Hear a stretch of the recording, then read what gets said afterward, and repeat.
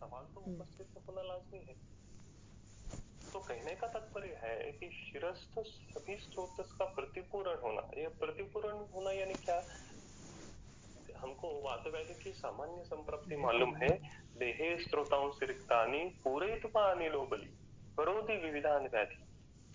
इसी प्रकार से अभी देहे शिरस्थ स्त्रोतांसि रिक्तानि, शिर प्रदेश के जो स्रोतस है, शिर प्रदेश के स्रोतस यानी क्या?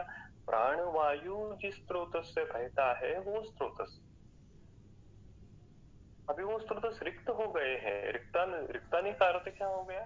स्नेहादि गुण शून्यानि। अभी वो स्रोत जो है वो रुक्ष कराणी शरीराणाम, लघु कराणी शरीराणाम, शीत कराणी शरीराणाम, खर कराणी शरीराणाम, जो वायु के गुणधर्म है उस वायु के गुणधर्म को प्राप्त हो गए हैं।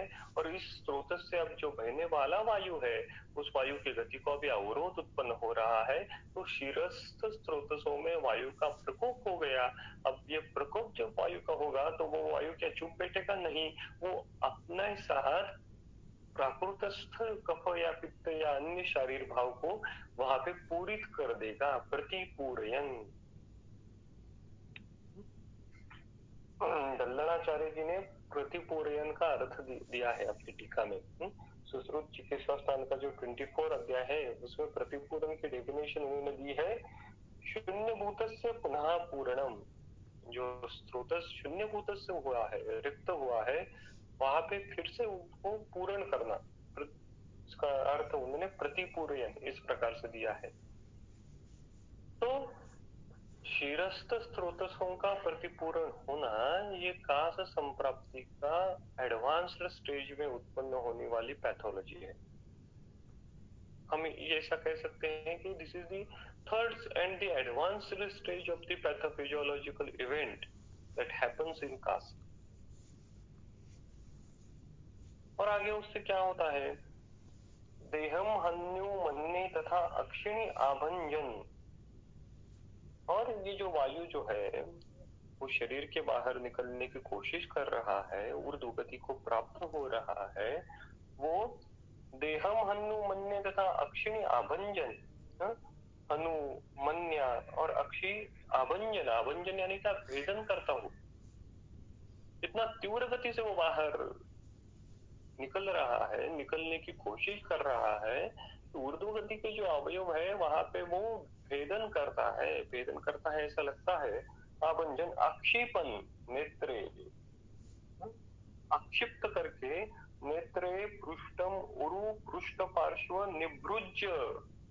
देखिए वायु का वेग कितना है, तीव्र वेग है, और इसी वेग के कारण नेत्र पृष्ठ उर पृष्ठ पार्श्व निभृज्य, निभृज्य की टीका देखिए, निभृज्य आक्षिप्य, वक्रीभूत करके उसको, इन सब अवयवों को तथा स्तंभयन। तो कास वेग निर्माण होते समय इन सभी अवयवों की इन्वॉल्वमेंट होती है, या फिर हम ऐसा कहें कि कास वेग में जो उदान भाव आपन्नहा वायु है वो वायु शरीर के बाहर ऊर्ध्व गति से निकलते हुए इन सब अवयवों को डैमेज करके लक्षणों की निर्मिति करता है।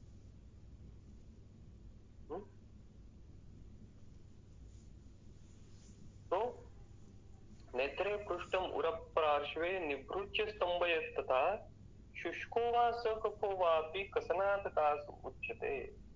और शुष्क वा सकफ अपि वा कसनात् कास उच्यते।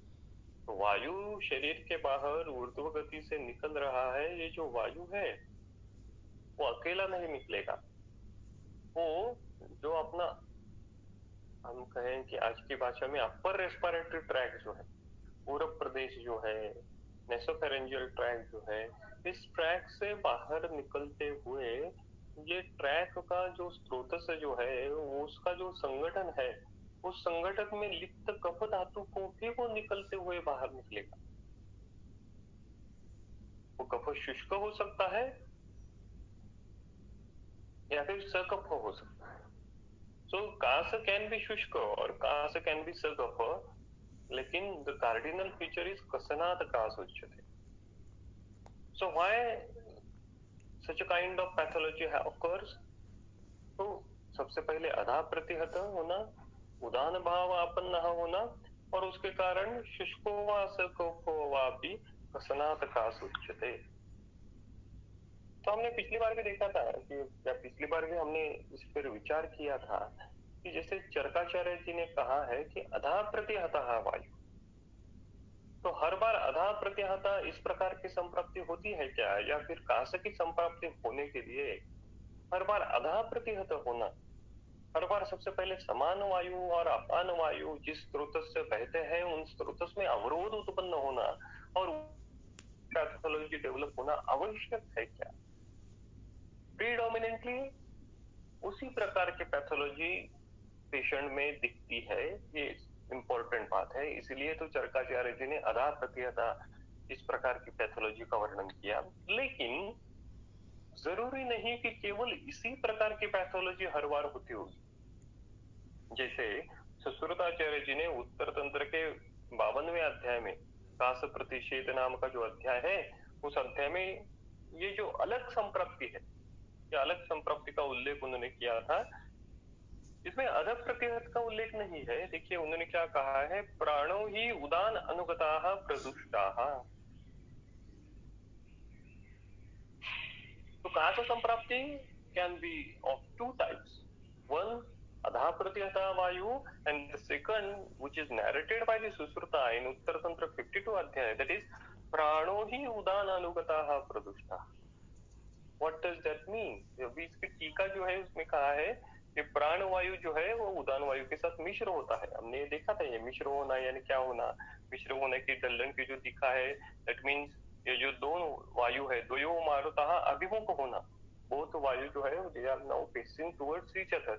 और ऐसा जब होता है तो बलवता दुर्बलो अभिभूता, तो अभिभवन इस प्रकार की पैथोलॉजी वहां पे हो जाती है, इस प्रकार की आवरण की निर्मित वहां पे हो जाती है। ये अमूर्त आवरण है और इस अमूर्त आवरण के कारण उदान गति फाइनली स्टैब्लिश हो जाती है, प्राण को भी उदान गति प्राप्त हो जाती है और अल्टीमेटली कास की निर्मित हो जाती है। तो उदान भाव आपन्न इज द फाइनल डेस्टिनेशन।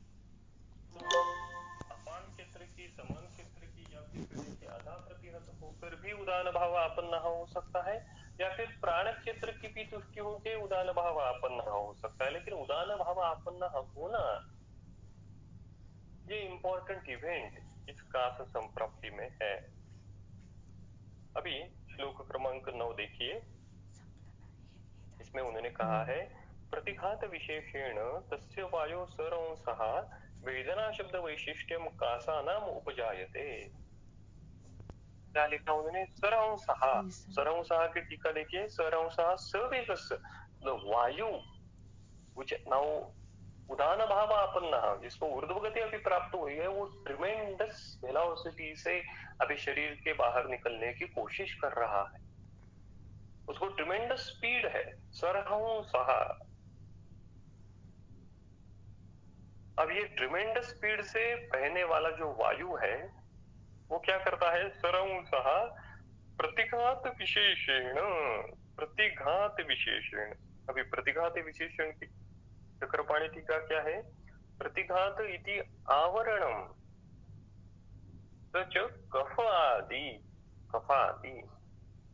अब ये जो ऊर्ध्व गति से बाहर निकलने वाला वायु है, इस वायु के ट्रैक में अगर अवरोध उत्पन्न हो गया, वो कफ के मॉलिक्यूल के कारण होगा या फिर पित्त के मॉलिक्यूल के कारण होगा, वो रुक्षादि के कारण हो सकता है, या फिर अन्य किसी दूसरे शारीर भाव के कारण भी वहां पे अवरोध उत्पन्न हो सकता है।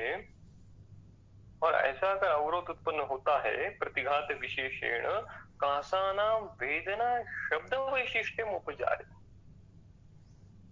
Why there are the different kinds of vedana and why there are different kinds of shabd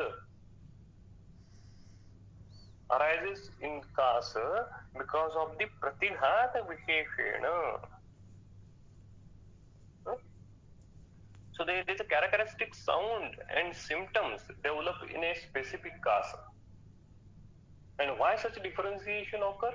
This shlok gives us the idea. Pratighat visheshena. तो जो ऊर्ध्व गति से बहने वाला वायु है, उस वायु के गति को अवरोध उत्पन्न हो गया है। यह अवरोध अगर कफ के मॉलिक्यूल के कारण है तो वायु क्या करेगा, इस कफ के मॉलिक्यूल को वहां से हटाने की, वो अवरोध वहां से हटाने की कोशिश करेगा और इस कफ के मॉलिक्यूल को अपने साथ लेके वो बाहर पड़ेगा। तो वहां पे कफ के लक्षण उत्पन्न होंगे, कफज कास की निर्मित हो जाए। अगर पित्त मॉलिक्यूल का अवरोध है तो पित्त के मॉलिक्यूल को बाहर लेके वायु प्रयास करेगा तो पित्त के लक्षण वहां पे उत्पन्न हो जाएंगे, पित्तस्काश की निर्मित हो जाएगी। तो कफावृत वायु की निर्मित होना या फिर पित्तावृत वायु की निर्मित होना, इसी प्रकार की अवस्था यहाँ पे डेवलप हो जाती है। ये जो कफ और पित्त का प्रकोप है, ये यहाँ पे परतंत्र प्रकोप हो सकता है। स्वतंत्र रीति से प्रकोप तो होगा ही, अगर हेतु सेवन है कफ प्रकोप के तो उससे कफ का प्रकोप स्वतंत्र रीत्या से होगा ही, लेकिन जरूरी नहीं कि हर बार कफ के प्रकोप के हेतुओं का ही सेवन होना आवश्यक है कफजकाश होने के लिए। परतंत्र दृष्टि से भी कफ का प्रकोप होके कफजकाश के, परतंत्र पित्त प्रकोप होके पित्तजकाश के लक्षण दिख सकते हैं। तो सरंसः तस्य वायु प्रतिघात विशेषेण कासानां वेदना शब्द वैशिष्ट्यम उपजायते। आगे उन्होंने वातजकाश के जो निदान है उसका वर्णन किया है और फिर उसके वातजकाश के लक्षणों का वर्णन किया है।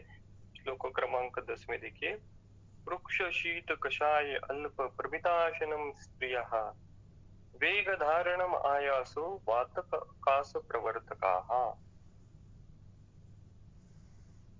तो वातजकाश जो है वो प्रायः वृक्ष शीत उन गुणों से वात प्रकोप होके होता है।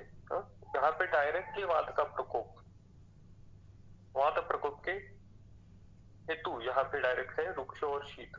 तो ये आप जानने की बात है कि ये जो हेतु है ये वातजकाश के नहीं है।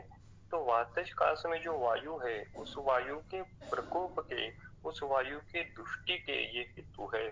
वृक्ष शीत कषाय अल्प प्रमिताशनम।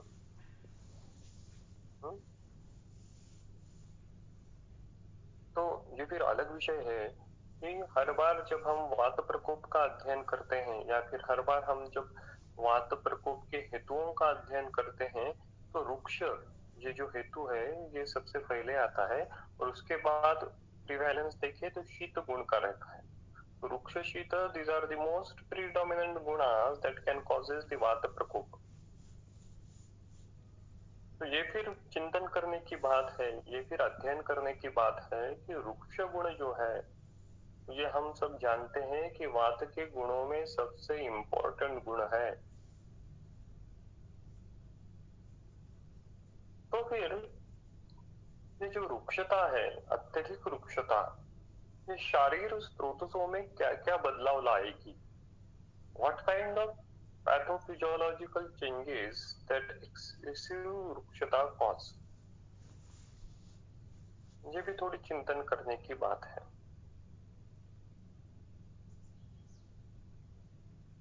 तो रुक्षता से जो वात प्रकोप होगा नेचुरली, यहाँ पे जब हम ज्वर की अध्ययन करते हैं, वातज ज्वर के हेतुओं में सबसे पहले रुक्षता है, वातज अतिसार में रुक्षता है, या फिर आप आगे जाके वात व्याधि पढ़ने वाले हैं उसमें भी रुक्षता है।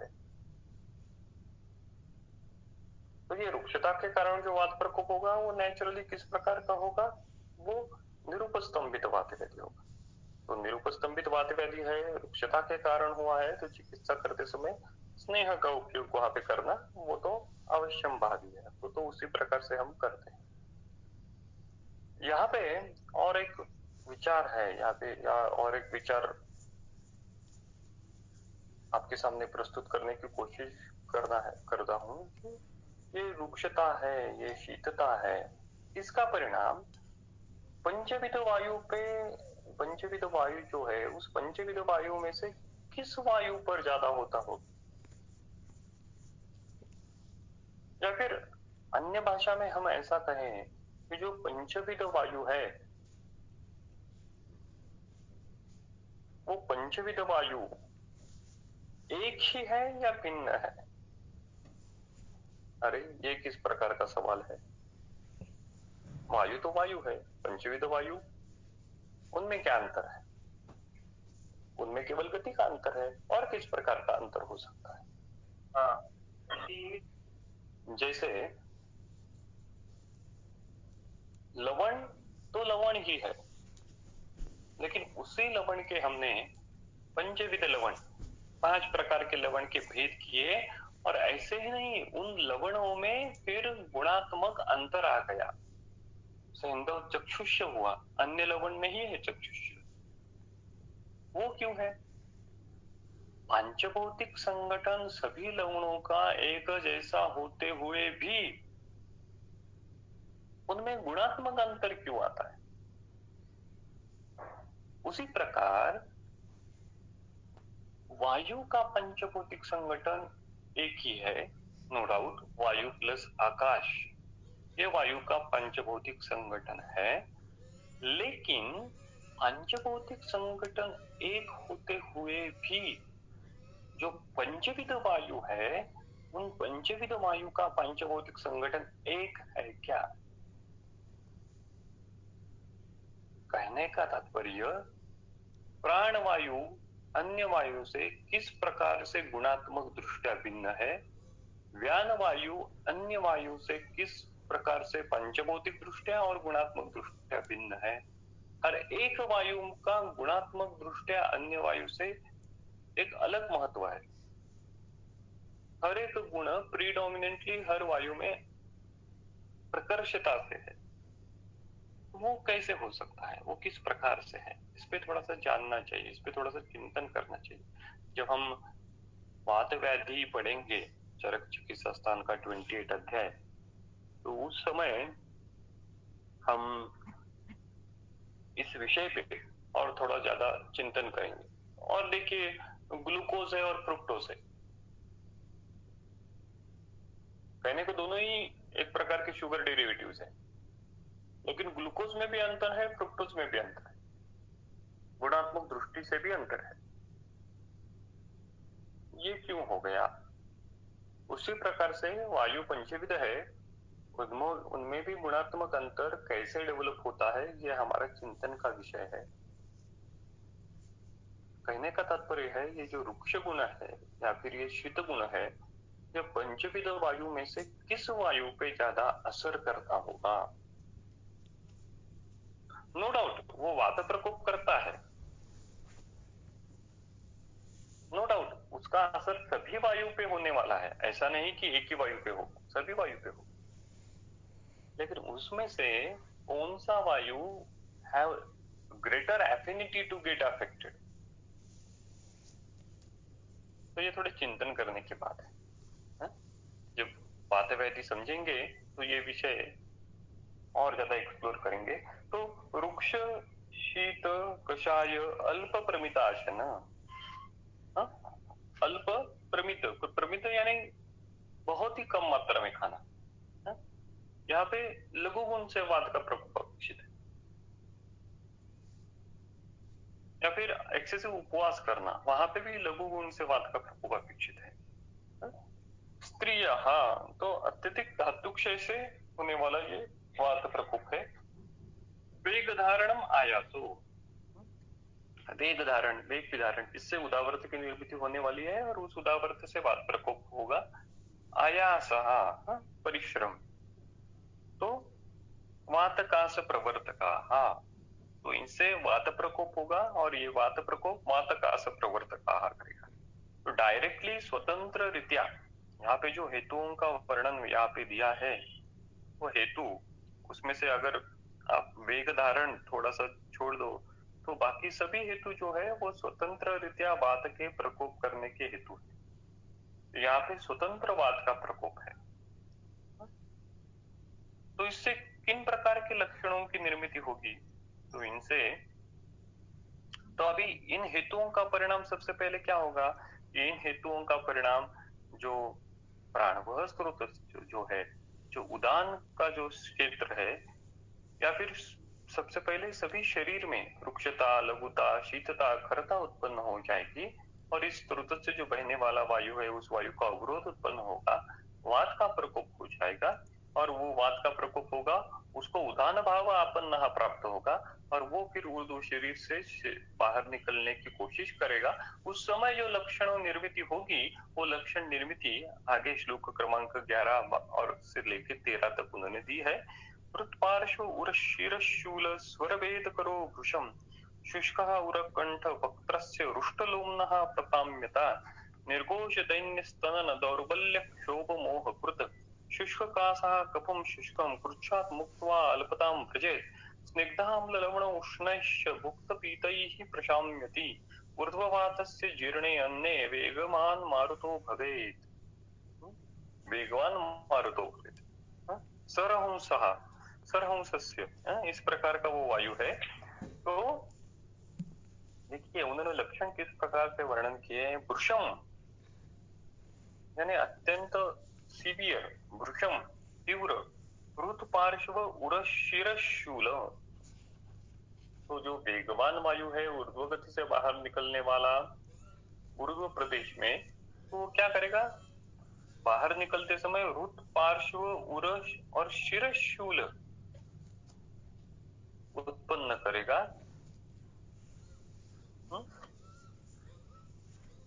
तो और क्या करेगा, वृषम स्वर भेद करो,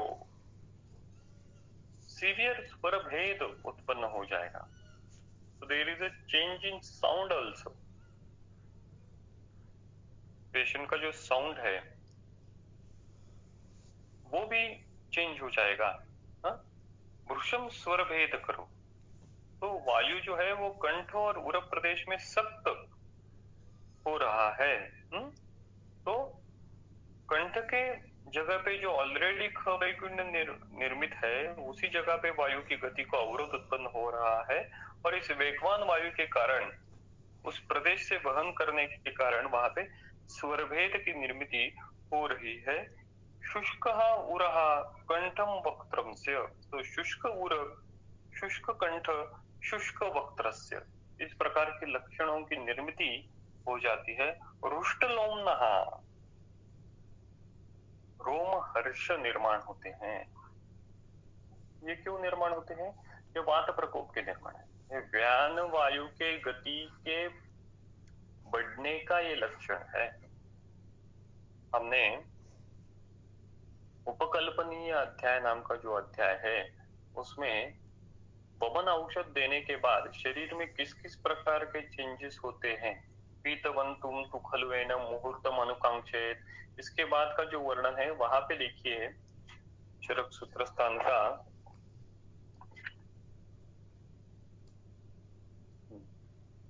पेज नंबर 94, श्लोक नंबर 11, पीतवंतम तु खलु एनम मुहूर्तम अनुकांक्षेत तस्मात् तम जानीयात् स्वेद प्रादुर्भावेण दोषम प्रविलयमानम। स्वेद प्रादुर्भाव हो रहा है, तो इसका मतलब है दोषम प्रविलयमानम।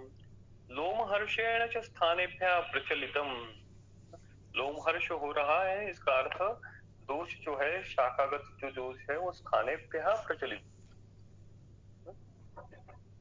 एक मिनट, स्थानेभ्यः,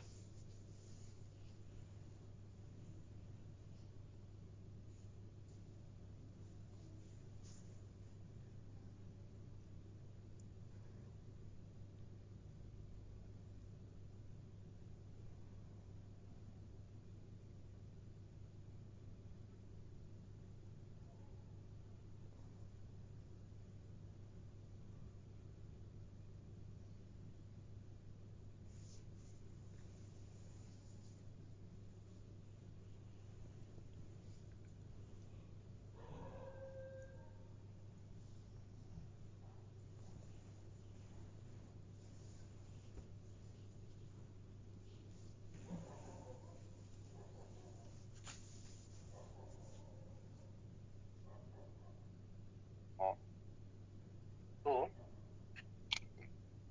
पृष्ठलोमनः ये माता प्रकोप का निदर्शक है। फिर प्रताम्यताः, प्रताम्यता की टीका देखिए, प्रताम्यता इति तमसीव प्रविशता, ग्लानि चक्कर येन, ये क्यों उत्पन्न हो रहा है? तो ये शुद्ध वातजकास है और इसलिए शीरस्थ रिक्त स्रोतस का पूरण यहाँ पे वायु अभी अपने खुद के गुण से कारण कर रहा है। तो रुक्षादि के कारण यहाँ पे आंखों के सामने तम डेवलप हो रहा है और गिडनेस डेवलप हो रहा है। प्रदाम्यति निर्घोष। निर्घोष यानी क्या कि प्रतिध्वनि जो है, प्रतिध्वनि युक्त आवाज जो है वो बहुत बड़ा है, बहुत लाउड है, वो बहुत दूर से भी हम सुन सकते हैं, इसी प्रकार का वो आवाज है निर्घोष। दैन्य स्तनन, स्तनन इस प्रकार का शब्द वहां पे यूज किया है। स्तनन यानी क्या कि कफ क्षोभ युक्त जो आवाज रहता है, शब्द रहता है, उसको स्तनन कहते हैं। दौर्बल्य क्षोभ मोहकृत शुष्कम कफम कृष्णात् मुक्त्वा अल्पताम व्रजेत। शुष्कम कफम कृच्छात यानी कष्टपूर्वक, मुक्त्वा बाहर निकल के, अल्पताम व्रजेत। So the patient expectorate with great difficulty to expel a dry sputum and after expectoration cough is diminished. यहाँ पे देखिए कफ का विशेषण एडजेक्टिव किस प्रकार से उन्होंने लिखा है, शुष्कम कफम। ऐसा क्यों? क्योंकि यहाँ पे जो वात दुष्टि है वो स्वतंत्र कारण है। पूर्व प्रदेश के जो स्रोतस है जहां से वायु बहता है वहां पे भी अभी रुक्षता के कारण वो जो भाव पदार्थ नेचुरली है उनमें भी रुक्षता उत्पन्न हो रही है। इसी कारण उस पूर्व प्रदेश के स्रोतस में जो नेचुरल कफ होना चाहिए वो भी अभी शुष्क हो रहा है और ऐसे शुष्क कफ को वायु अभी अपने साथ बाहर निकालते हुए शुष्कम कफम कृच्छात मुक्त्वा बाहर निकलने की वायु कोशिश कर रहा है। स्निग्ध अम्ल लवण उष्णैच भुक्तः पीतैः प्रशाम्यति। तो ये उसका उपशय किस प्रकार से मिलता है, स्निग्ध अम्ल लवण उष्णैच, इनसे इन लक्षणों में उपशमन मिलता है। अन्ने जीर्णे, अन्ने जीर्णे यानी क्या, आहार जीर्ण होने के बाद, जीर्ण आहार के लक्षण दिखने के बाद ऊर्ध्ववातस्य मारुतः वेगवान भवेत्। ऊर्ध्ववातस्य मारुतः, जो उदान भाव आपन्न वायु जो है वो वेगवान भवेत्। वेगवान भवेत् का तात्पर्य है कि उससे जो उत्पन्न लक्षण है उन लक्षणों में सिविरिटी आ जाती है। कब? अन्ने जीर्णे, यानी जो वातस्कास की लक्षण जो है वो आहार जीर्ण काल में बढ़ते हैं। तो ये रुग्ण की हिस्ट्री लेते समय दोषानुबंध जानने के लिए आहार के परिप्रेक्ष्य में आपको ये सवाल पूछना चाहिए रुग्ण को कि आपका जो लक्षण है ये खाना खाने के कितने समय के बाद बढ़ते हैं, तुरंत बढ़ते हैं, 1-1.5 घंटे के बाद बढ़ते हैं, या 3-4 घंटे के बाद वो लक्षणों में वृद्धि रहती है, या फिर निरंतरता उन लक्षणों में है। तो इस प्रकार से हम दोषानुबंध जानने के लिए ये सवाल उचित रिलेटेड टू द अवस्था पाक, क्योंकि ये हमको मालूम है इसको जो तीसरा अवस्था पाक है वायु स्यात् कटुभावताः, ये वात को बल देने वाला है। तो इसी तीसरे अवस्था पाक में जो सार्वदेहिक वायु को बल प्राप्त होने के कारण यहाँ पे जो वातजकास है उसकी लक्षणों में भी तीव्रता उत्पन्न होगी। तो इस प्रकार से उन्होंने ऊर्ध्ववात से जीर्णे अन्ने वेगवान मारुतो भवेत्। फिर आगे श्लोक क्रमांक 14 में पित्तजकास के निदान का वर्णन किया है। कटुक उष्ण विना ही अम्ल क्षाराणाम अतिसेवनम पित्तकासकरम क्रोधः संतापश्च अग्निसूर्यजाः। तो कटुक उष्ण विना ही अम्ल क्षाराणाम अतिसेवनम, so this hetus directly causes the pitta प्रकोप, स्वतंत्र पित्त प्रकोप। क्रोधः,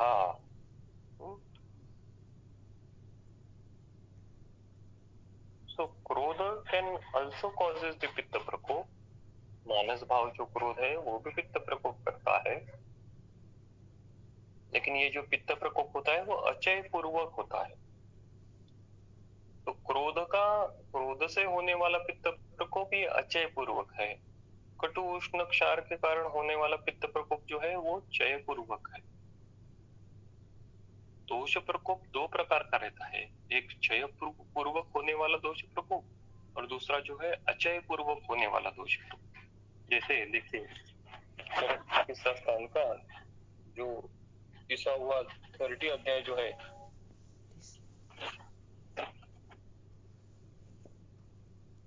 इसमें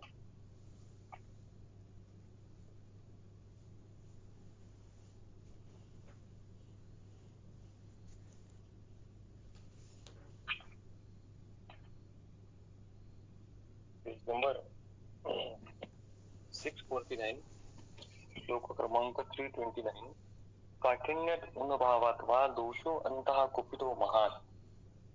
अब इस काठिन्यत उन्भावात दोष प्रकोप दो प्रकार का हुआ। इस काठिन्य की टीका देखिए, काठिन्य तिथि दोष चय रूप संहतत्वात्, काठिन्य यानी दोष चय रूपी संहनन, और उन्भावात अचय प्रकोपात, डायरेक्टली चय न होते हुए डायरेक्टली दोषों का प्रकोप होना, इसको ऊन भाव कहते हैं। अचये अपि च दोषाणां प्रकोपो भवति एव, यथा बलवत् विग्रहादि वायोः पित्तस्य क्रोधादिभिः श्लेष्मणस्य दिवा स्वप्नादिभिः। तो ये जो कारण है दिवा स्वप्न कफ का या फिर क्रोध जो है वो पित्त का, ये प्रकोप करते हैं वो अचय पूर्वक करते हैं। तो ये भी अभी चिंतन करने की बात है कि ये जो क्रोध जो है वो अचय पूर्वक पित्त का प्रकोप किस प्रकार से करते हैं, या फिर दिवास्वाप जो है वो कफ का प्रकोप करते हैं नो डाउट, लेकिन वो प्रकोप किस प्रकार का है, अचय पूर्वक है। चय वहां पे नहीं होता, डायरेक्टली कफ का प्रकोप हो जाता है। तो ये अचय पूर्वक दोष प्रकोप, क्रोध के द्वारा होने वाला अचय पूर्वक पित्त प्रकोप किस प्रकार से होता होगा, ये भी थोड़ी चिंतन करने की बात है। और अग्नि सूर्य संताप जो पित्त का कर्म, ये पित्त का हेतु है। आगे देखिए, पित्त निष्ठीवन अक्षित्वम पित्तास्यत्वम स्मरामयः पुरोधूमायनं तृष्णा दाहो मोहो अरुचि ब्रह्मः प्रततं कासमानस्य ज्योतिषे इव च पश्यति श्लेष्माणं पित्त संसृष्टम निष्ठीवति च पैतिकी।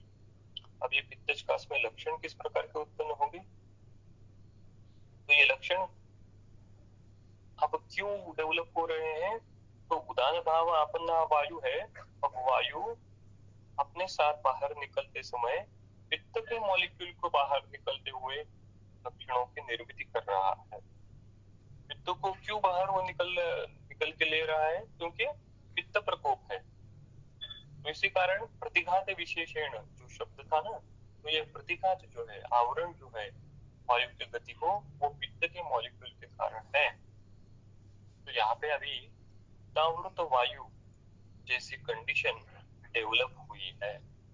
तो इस पित्तावृत वायु में लक्षण किस प्रकार के डेवलप होंगे, व्यक्ति के पीत निष्ठीवन अक्षित्वम, देखिए पीत निष्ठीवनम पीत अक्षित्वम, पीत निष्ठीवनम yellow expectoration and pita akshitvam, so there is a yellowish tinge in the eyes also.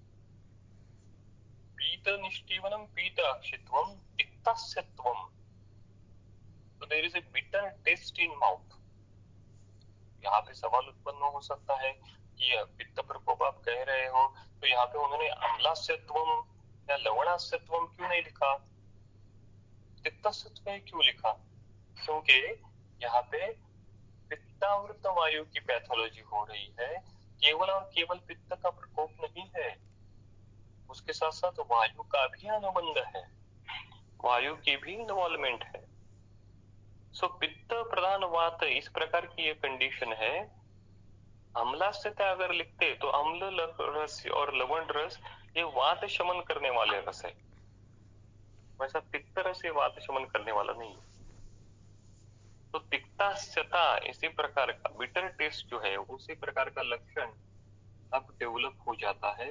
स्वरामय, तो वहां पे भी स्वर भेद, पित्तज स्वर भेद उत्पन्न हो जाता है। उरोधुमायनम, उरोधुमायनम की टीका देखिए, उरसो धूमो वमन इव। तो चेस्ट से, उर प्रदेश से धूल निकल रहा है ऐसा पेशेंट को फील होता है। तो देखिए कहने का तात्पर्य है इस प्रकार का अगर लक्षण उत्पन्न हो रहा है तो पित्त का उष्णत्व और तीक्ष्णत्व कितने ग्रेड में, कितने सिविरिटी में पड़ा होगा। उरोधुमायनम तृष्णादाह, तो ये पित्त प्रकोप के कारण उत्पन्न होने वाले लक्षण है। अरुचि भ्रम, प्रततम कासमानम च ज्योतिषी इव च पश्यति। प्रततम यानी कंटिन्यूअस, सतत, कासमान च, तो कंटिन्यूअस कास के कारण ज्योतिषी एव च पश्यति, तो रुग्ण के आंखों के सामने तारे दिखने लगते हैं। ज्योतिषी एव पश्यति, तारे जमीन पर। तो उसी प्रकार की अवस्था कंटिन्यूअस पित्तज कास में उत्पन्न हो जाती है। प्रततम कासमानस ज्योतिषी एव च पश्यति, ज्योतिषी यानी तारा, वो दिखने लगता है। पित्त संसृष्टम श्लेष्माणम निष्ठीवती, अभी पित्त संसृष्टम श्लेष्माणम निष्ठीवती, अभी इसकी टीका देखिए। पित्त संसृष्टम श्लेष्माणम निष्ठीवती, पित्तज अपि अस्मिन् श्लेष्म निष्ठीवनम व्याधेः उर प्रभृति कफस्थान भूतत्वेन श्लेष्म पित्त संसर्गज तय इति ज्ञेयम्। तो श्लेष्म निष्ठीवन होना ये तो हर एक कास प्रकार में अवश्यम भावी होगा। वातज कास होगा उसमें भी श्लेष्म निष्ठीवन होगा, लेकिन वो किस प्रकार का होगा अभी हमने देखा, शुष्क कफ। तो वातज हो, पित्तज हो, कफज हो, क्षतज हो या क्षयज हो, हर एक कास भेद में जो कफनिष्ठीवन होने वाला है वो होगा ही, क्योंकि जो उरक प्रदेश है वो श्लेष्म प्रधान अवयव है और उस प्रदेश से वायु उदान भाव आपन्ना होकर बाहर निकल रहा है, तो वो श्लेष्मा को अपने साथ लेगा ही। तो पित्तज कास है उसमें भी श्लेष्मा का संसर्ग होगा।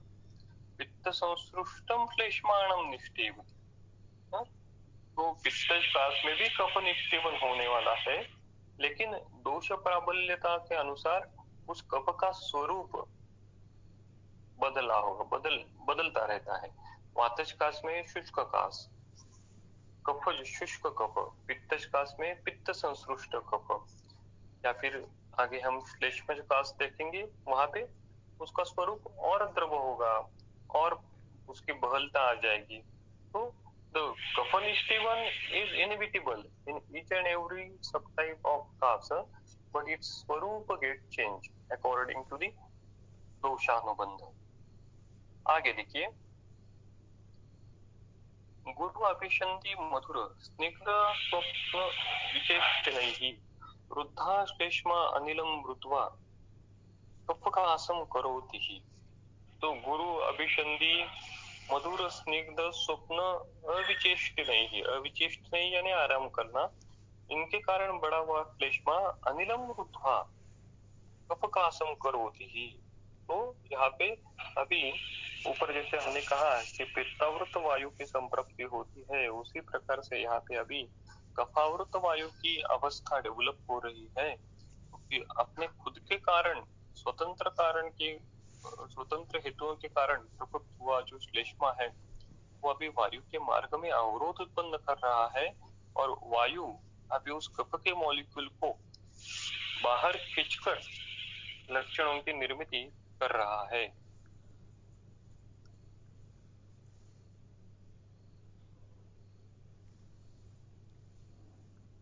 अभी यहाँ पे एक हेतु है अविचेष्ट नहीं, यानी क्या, आराम करना। तो आराम करने से कफ पड़ता है, अभी हमने पढ़ा था अचय पूर्वक कफ प्रकोप, यहाँ पे इनडायरेक्ट कफ का प्रकोप है।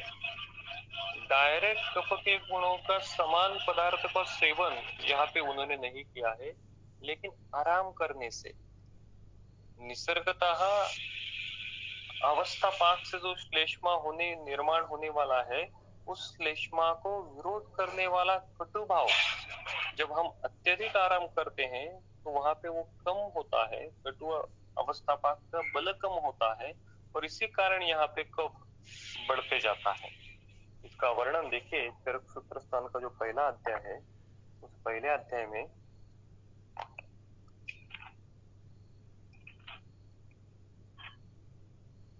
श्लोक क्रमांक 45 जो है, पेज नंबर 10 जो है, उसमें राइट साइड कॉलम की जो नीचे से तीसरी लाइन है, उसमें उन्होंने किया है तत्र स्वप्नः स्वकारणात् एव जीयमानस्य कफस्य क्षय कारण शरीर परिस्पंदादि निरोधकत्वेन रुद्धकर उच्यते, न तो स्वप्नः साक्षात क्लेशम वृद्धि करोति। हमने अभी पढ़ा था कि दिवास्वाप जो है वो अचय पूर्वक कफ का प्रकोप करता है। वो प्रकोप कैसे करता है कि अवस्थापाक का जो पहला अवस्थापाक है उसमें से श्लेष्मा का बल बढ़ता है, लेकिन श्लेष्मा के बल अत्यधिक न बढ़े, इसलिए शरीर में तीसरा अवस्थापाक की निर्मित या कटु अवस्थापाक की निर्मित की है। किसी कारणवश तीसरे अवस्थापाक का बल कम हो गया, कटु अवस्थापाक का बल कम हो गया, तो ये पहला अवस्थापाक से जो निर्मित कफ है, उदीरित कफ है, तो उस कफ को विरोध करने वाला शरीर भाव शरीर में उपस्थित न होने के कारण वहां पे डायरेक्टली श्लेष्मा का प्रकोप होता है।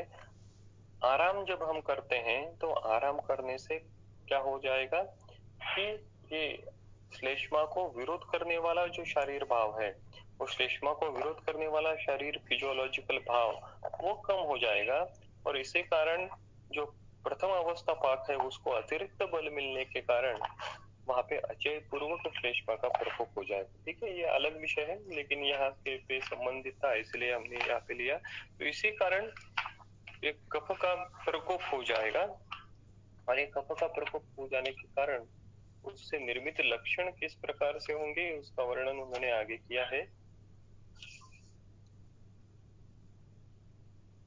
मंदाग्नित्वात् अरुचि छर्दि पीनस उत्क्लेश गौरवैः लोमहर्ष हास्य माधुर्यं क्लेद संसदनैः युतम् बहलं मधुरं स्निग्धं निष्ठीवति घनं कफम् आसमानो हि वक्षः संपूर्णमिव मन्यते। मंदाग्नित्वम अरुचि छर्दी पीनस उत्क्लेश गौरवई लोमहर्ष, यहाँ पे भी लोमहर्ष है, ये बात प्रकोप का निदर्शन है। कफावृत वायु की पैथोलॉजी है और उस वायु के कारण ये लोमहर्ष उत्पन्न हो रहा है। अस्य माधुर्यम, देखिए लक्षण किस प्रकार से बदल रहे हैं। ऊपर कौन सा लक्षण था, ऊपर वहां पे लक्षण था तिक्तस्य था, यहाँ पे अस्य माधुर्यम क्लेदा संसद नहीं ही, संसद नहीं ही यानी एक प्रकार की शिथिलता, ढीलापन, युतम युक्तम बहुलम in large quantity Madhuram स्निग्धम घनम कफम निष्ठीवती। So now the patient expectorates dense, sweet, sticky and the thick sputum. तो कफ एक्सपेक्टोरेशन तो होगा ही, वात में जो शुष्क कफ होगा, पित्तज काश में वो पित्त संस्पृष्ट होगा, और जो कफज काश में उसमें वो बहलम मधुरम स्निग्धम घनम कफम इस प्रकार के होगा ही। पर अरुक ही, देखिए अरुक ही, तो while coughing patient does not feel much pain, अरुक ही कासमानः वक्षः संपूर्ण इव मन्यते, और उसको ऐसा फील होता है कि उसकी पूरी छाती जो है, उसका पूरा चेस्ट रीजन जो है वो कफ के कारण भरी हुई है। कासमान इव संपूर्ण इव मन्यते, तो इस प्रकार का विशेष लक्षण यहाँ पे उत्पन्न हो जाता है।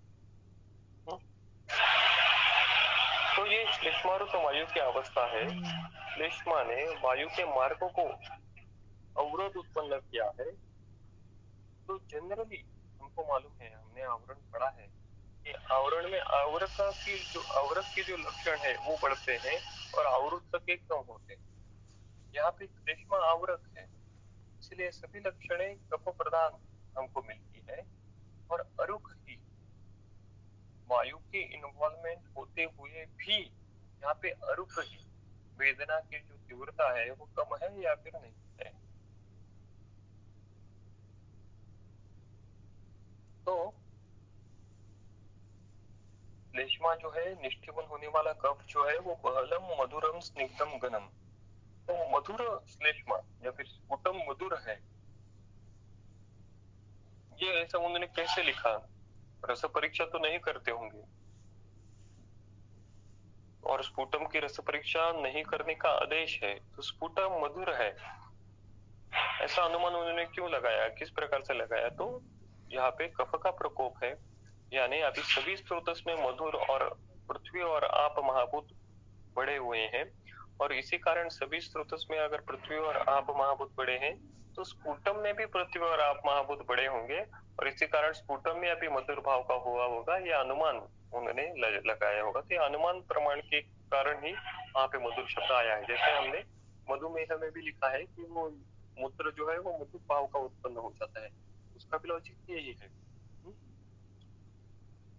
आगे अतिव्यवाय भार अध्व युद्ध अश्वगज विग्रहैः वृक्षस्य उरः क्षतम वायु गृहीत्वा कासमावहेत्। तो अतिव्यवाय भार, भार वहन करना, अध्व, अध्व यानी चलना, बहुत दूर तक चलना, आज की परिभाषा में कहें तो बहुत ट्रैवलिंग करना। युद्ध अश्व गज विग्रह ही, तो अश्व और गज विग्रह ही, तो पिछले जमाने में अश्व और गज अगर मस्तवाल है तो उसको रोकने की कोशिश लोग करते थे, ऐसा अगर कोई कर रहा है तो वृक्षस्य, वृक्षस्य ये पेशेंट का विशेषण है, पुरुष का विशेषण है। इन सभी कारणों के कारण, हेतुओं के कारण वृक्ष हुए व्यक्ति में क्या होता है? वृक्षस्य वायुः शतम उरम गृहीत्वा, वायुः शतम उरम गृहीत्वा, उस क्षतिग्रस्त उर प्रदेश में वायु आश्रित हो जाता है। तो कहने का तात्पर्य है ऑलरेडी क्षत की ख वैगुण्य की निर्मिति इन प्रकार के केसेस में हो रही है। देखिए हमने देखा था इससे पहले चरक निदान स्थान का जो छठा अध्याय है, उस छठे अध्याय में हमने देखा था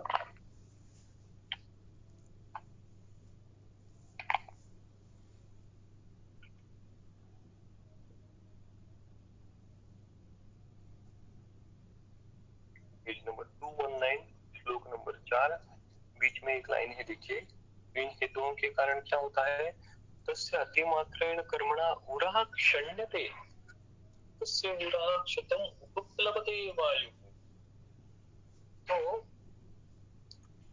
हेतु सेवना का परिणाम होकर प्रकोपित होने वाला जो वायु है वो प्रकोपित वायु पूरा क्षण्यते, पूरा प्रदेश में क्षत उत्पन्न करता है। So it break the continuity of lining of the cells in उरक प्रदेश, और फिर उसके बाद तस्या उरा क्षतम उपप्लवते वायु, और उस उरक क्षत के जगह पे और वृक्षादि गुण की निर्मित करते हुए वायु उस उरक्षत रूपी ख वैगुण्य का पूर्ण अपने वृक्षादि गुण के कारण करता है, और फिर कासम आवहे, उससे कास की निर्मित हो जाती है। तो सबसे पहले उरक्षत की निर्मित होना और उरक्षत के कारण आगे जाके कास की निर्मित होना, इस प्रकार की संप्राप्ति इस शतज कास में होती है। शतज कास, जो यानी निर्मित, शत के कारण निर्मित होने वाला कास, सबसे पहले वहां पे उरक्षत है।